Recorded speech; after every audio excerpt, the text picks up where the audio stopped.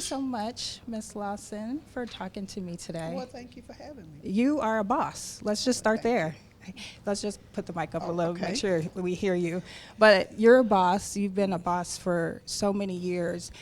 Those that are starting out, trying to have their own business and be an entrepreneur, what are some words of advice or encouragement you could give them?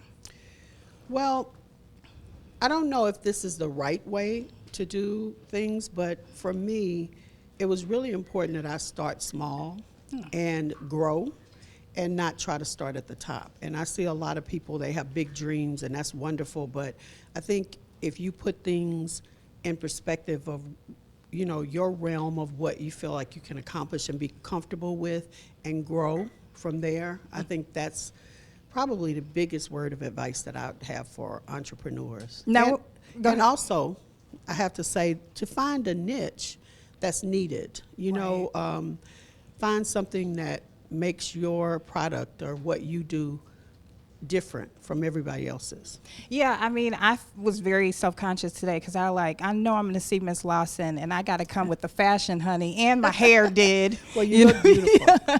Thank you. But one of the reasons why you're here today, you're at the Palmer House, and, we're talking about with Boss Network having a seat at the table. Yes. And that's a very important thing. I know that, currently the climate is that we're not getting that. Right. So what are some of the ways that women can be heard, and not only that, women of color can be heard, do you think has been effective for you?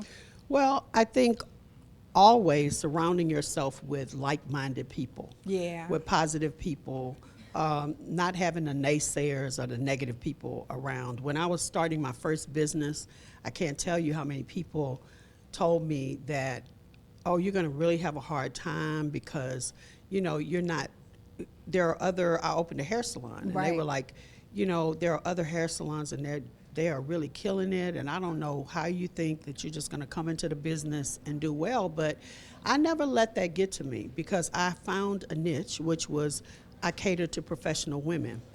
And nobody else did. I mean, I went to the hair salon and people kept me there for 5 and 6 hours, and I was like, Lord, I'm going to open a salon that gets people in and out, and that you value their time. So that was my niche that was different from everybody else's. So I think that's really, really important. Now tell me, and I know this might be petty, but once you did make it and you were successful, did you say, take that, honey? No.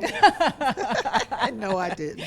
I mean, your work speaks for itself. Correct, yeah. So you need to do all of that. Right. Now, one of the things that I like about you that's very unique is you tell jokes. Mm-hmm. Do you have any jokes you could tell me today?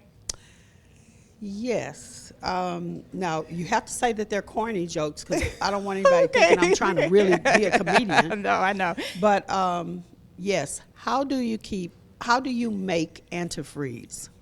How do you make antifreeze? I have no idea. You take her jacket. Auntie?